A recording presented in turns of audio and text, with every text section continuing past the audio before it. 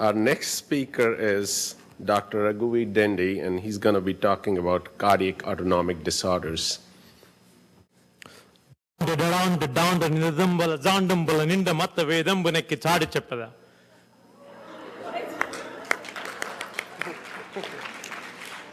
I just did that to wake up everybody, and I just remembered something I read in ancient Sanskrit long time ago. So it's just drum beats announcing somebody's arrival. So the topic given to me was specifically intended for those of you who are used to getting postprandial anesthesia, can go to sleep. This is specifically timed exactly so that you can go to sleep and wake up for the next speaker. I'll try to be as smooth as possible. Okay, let's talk. Today, my topic is very wide-reaching and somewhat complex, somewhat less understood. And I would like to focus on salient features of three major components of autonomic disorders: neurocardiogenic syncope, postural orthostatic tachycardia syndrome, as well as inappropriate sinus tachycardia, as much as the time can permit. And we'll discuss some cases if time permits. Question: how long does it take to lose consciousness if your heart stops?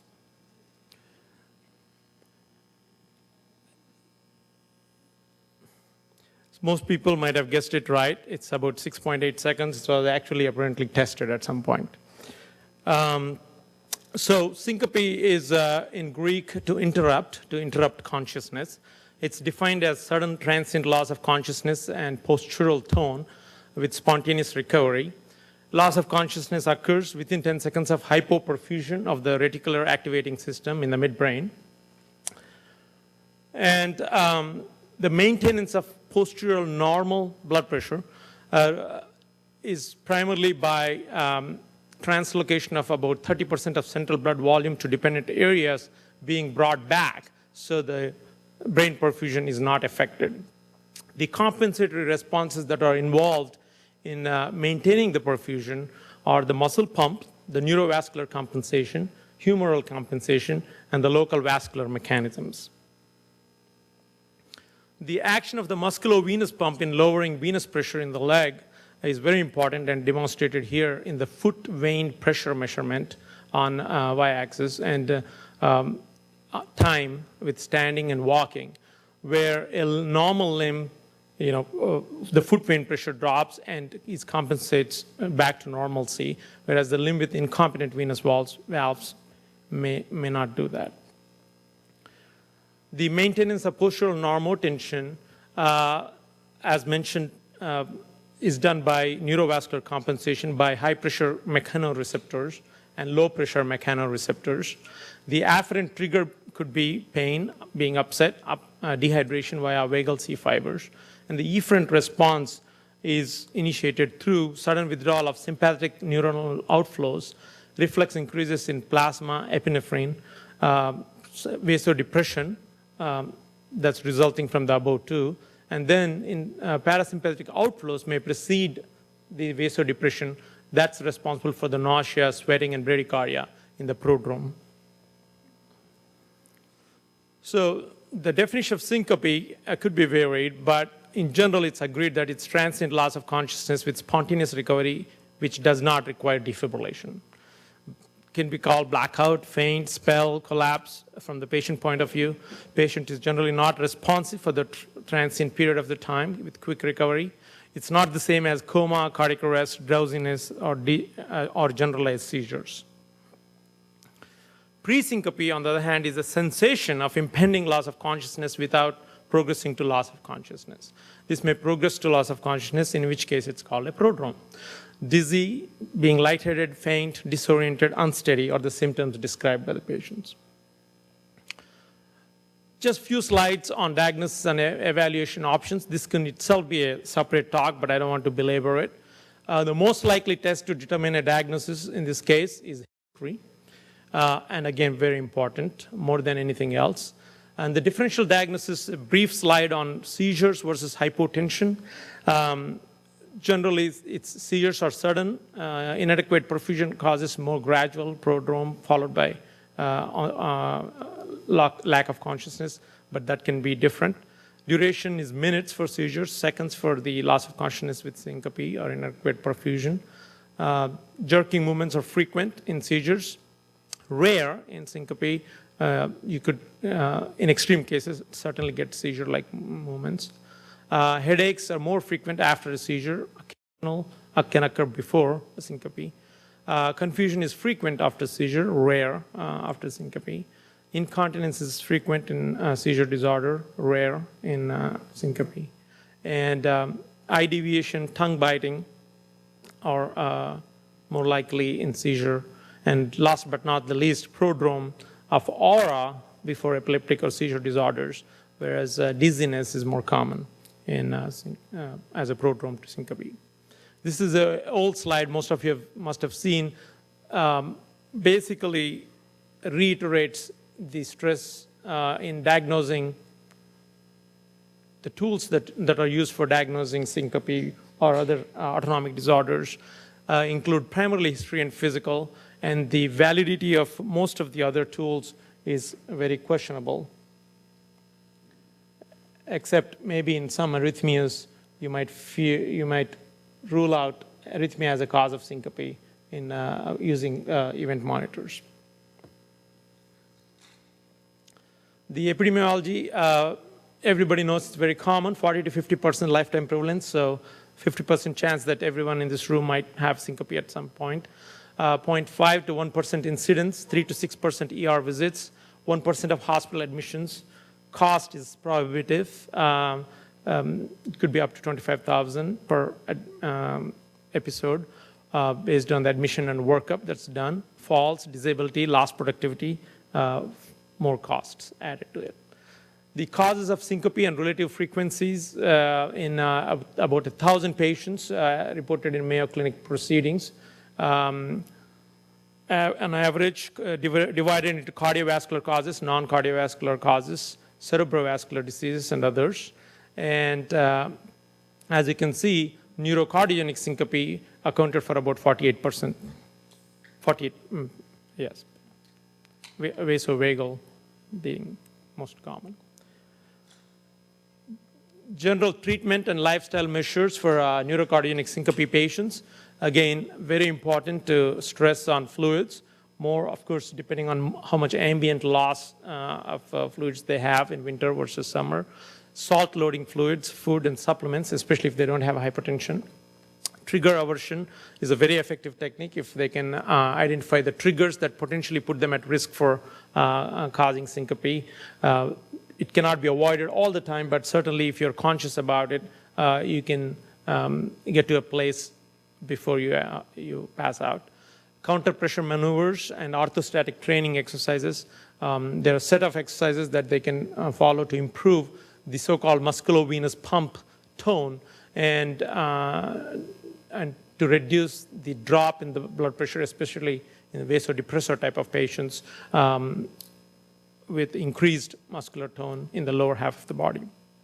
Water doping is just a fancy term for a quick grab of Gatorade or water when you're feeling lightheaded or dizzy or having a prodrome might itself raise your blood pressure by, on average, 5 to 10 millimeters of mercury.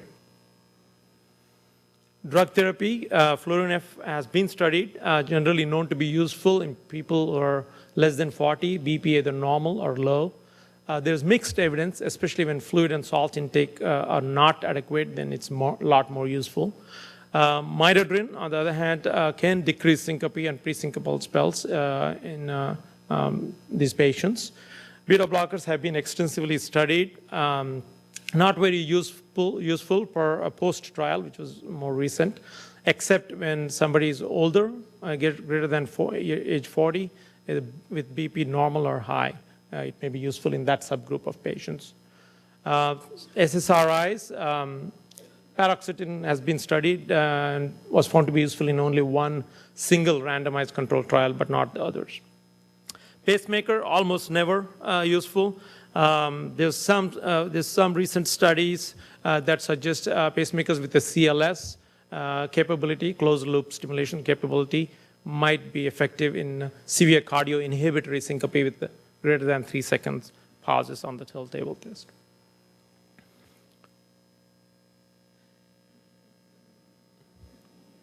So let's talk about PARTS. And what is PARTS? A lot of people ask me about it, and I have to explain. Postural orthostatic tachycardia syndrome. The definition for PARTS is orthostatic symptoms in the presence of demonstrable, exaggerated, persistent postural sinus tachycardia within 10 minutes of upright tilting in the absence of hypotension, less than 20 systolic or 10 diastolic fall in blood pressure. And so the key is maintaining the blood pressure while the heart rate goes up with significant symptoms. And increasing the heart rate of at least 30 beats per minute with standing, or heart rate greater than 120 beats per minute on standing. Demographics, it affects an estimated 500,000 Americans. Female to male ratio is quite high, at least 4:1.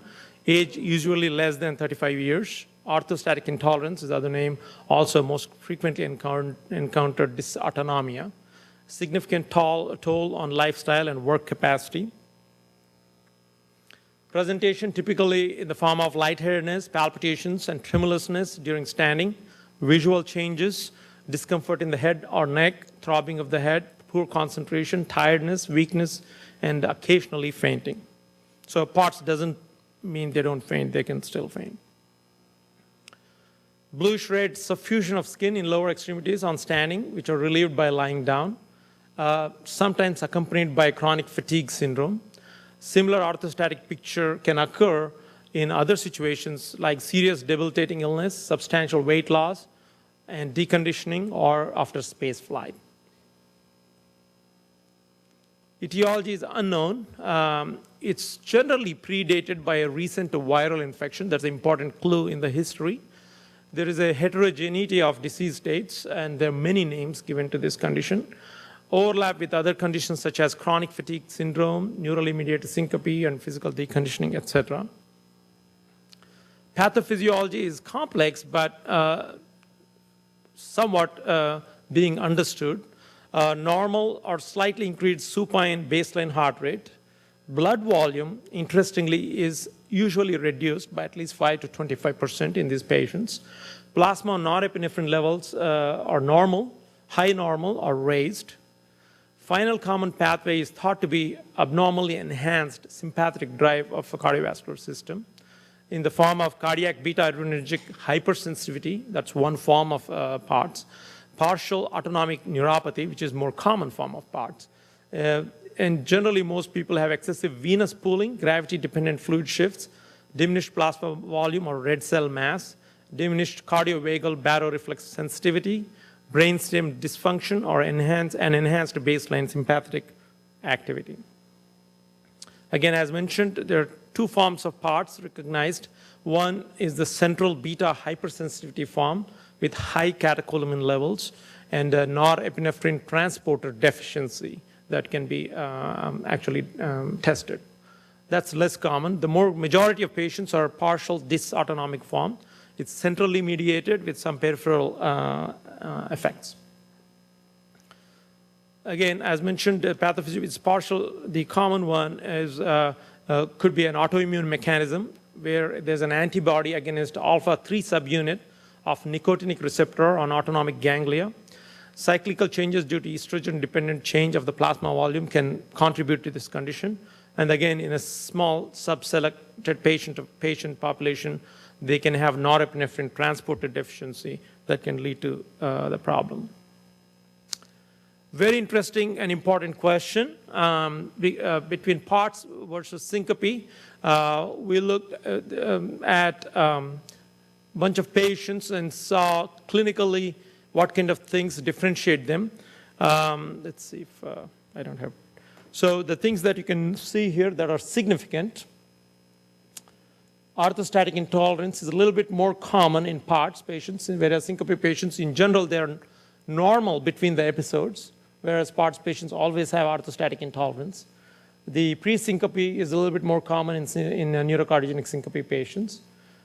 Again, actual evidence of syncope, understandably more common in neurocardiogenic syncope, but not entirely eliminated in PARTS patients. Tilt-induced tachycardia, 16 out of 16 patients here in PARTS, 0 out of 18 by definition in syncope. And then tilt-induced syncope, again, you can have, if you tilt them long enough, PARTS patients will faint. And syncope, of course, it's common. Florinef response is more commonly noted in PARTS patients, but not in syncope patients. This is one study that looked at cardiac sympathetic dysautonomia in chronic orthostatic intolerance syndromes when we were at NIH looking at various indices on these patients. We found that they do differ in tonic cardiac sympathetic function, increased cardiac norepinephrine release noted in PARTS patients, and decreased release in neurocardiogenic syncope patients. Both groups had normal values for indices of function of the cell membrane, norepinephrine transporter, norepinephrine synthesis, and density of the myocardial sympathetic nerve terminals, which we studied using PET scanning. So one needs to understand that these are, even though these are somewhat discrete conditions, they could be overlapping syndromes with common features. And this is a nice figure that demonstrates the commonality between chronic orthostatic intolerance in the form of PARTS with inappropriate sinus tachycardia, chronic fatigue syndrome, and even neurocardiogenic syncope. The outlook in PARTS patients, in majority, it's a mild disorder which improves over succeeding weeks and months. So that's reassuring. More than half of the patients remain on treatment. Better prognosis, especially if they have an antecedent viral infection that triggers this condition. If they have spontaneous onset, it sounds like the course lasts a lot longer. This is a study looking at if sinus node modification is appropriate for patients who have both inappropriate sinus tachycardia and PARTS together. And the conclusion from this study was that sinus node modification is not recommended in this patient population. This is a New England Journal study that's looking at neuropathic postural tachycardia syndrome, where they felt, based on the study, that the neuropathic postural tachycardia, also other name for PARTS, results from partial sympathetic denervation, especially in the legs. How did they come up with that conclusion? They took 10 patients with 8 normal subjects as control. They measured norepinephrine spillover, the rate of entry of norepinephrine into the venous circulation, into the arms and legs, both before and in response to exposure to 3 stimuli, the cold pressure test, sodium nitroprusside infusion, and tyramine infusion. And they found that at baseline, the norepinephrine concentration in the femoral vein was lower in patients with PARTS than in normal subjects. And the spillover in arms increased to a similar extent with the stress or the 3 stimuli, but the increases in legs were smaller in patients with PARTS than in normal subjects. This is another study looking at effect of saline infusion in people with PARTS to treat underlying hypovolemia. And they found that they do respond well. So saline infusions acutely can improve symptoms. And chronically, on a long-term basis, salt and water intake in conjunction with Florinef seems to help. And patients do respond to alpha-1 agonist midodrine, especially to raise the blood pressure. So therapy for PARTS patients, orthostatic exercises, water, again, to be reinforced, salt up to 10 to 15 grams daily. But really, it depends. More recent studies showed that if their urinary 24-hour sodium is less than 124 millimoles, then it's more likely to benefit if you increase salt and water. Whereas if they already have enough sodium coming out, then that may not add additional benefit. Low-dose beta blockade, there's some data benefit. Alpha-2 agonist, no benefit. Midodrine has more data. Epogen may be helpful, especially in low RBC mass. I can't. So you need to find the right solution for the right problem. Inappropriate sinus tachycardia, just a few slides. The definition is inappropriate sinus tachycardia was defined as a heart rate greater than 100 beats per minute at rest or with minimal exertion, with P waves during tachycardia that were identical or very similar to P waves during sinus rhythm, with no other identifiable causes for sinus tachycardia such as hyperthyroidism or orthostatic hypotension. So important to differentiate between POTS and inappropriate sinus tachycardia. There is the heart rate is inappropriate for physiological need all the time, most of it for these people, whereas POTS, it's with orthostasis. Its symptoms are frequently multi-system in inappropriate sinus tachycardia patients and as well as POTS patients. And the proposed mechanisms are slightly different. How about catheter ablation in just inappropriate sinus tachycardia patients, guided by activation mapping? I don't have that slide, but the bottom line for ablation in inappropriate sinus tachycardia patients is beneficial in limited number of patients, primarily because the way when you modify the sinus node, either it can result in abrupt drop in the heart rate, or it can be a decremental drop in the heart rate, and the symptoms may stay the same even though you achieved the heart rate response. So technically, objectively, you met the criteria, but the autonomic central mechanisms are still in play, and the patients may still feel terrible. So you have to really carefully select those patients. Management of inappropriate sinus tachycardia, beta blockers can be tried, especially non-selective beta blockers might be helpful. Calcium channel blockers, not that useful. There's a new drug called ivabradine, which is available in Europe, but not here. It inhibits funny current, or IF channels, and specifically has effects on sinus node, has less side effects than beta blockers, and probably more effective, especially with exercise. And again, sinus node modification, some benefit. I think I'll summarize my talk with saying that neurocardiac syncope, POTS, and inappropriate sinus tachycardia are clinically distinct, yet overlapping syndromes of autonomic dysfunction. Careful history and selective testing will help guide diagnosis and management. Patient information and aggressive lifestyle changes are primary mode of treatment. Drugs, ablation, and devices are supplementary or complementary with limited benefit. More knowledge is needed, and the time spent with patients, informing them and enlightening them about their condition, reassuring them, is more valuable than a number of tests we do for these patients. Thank you.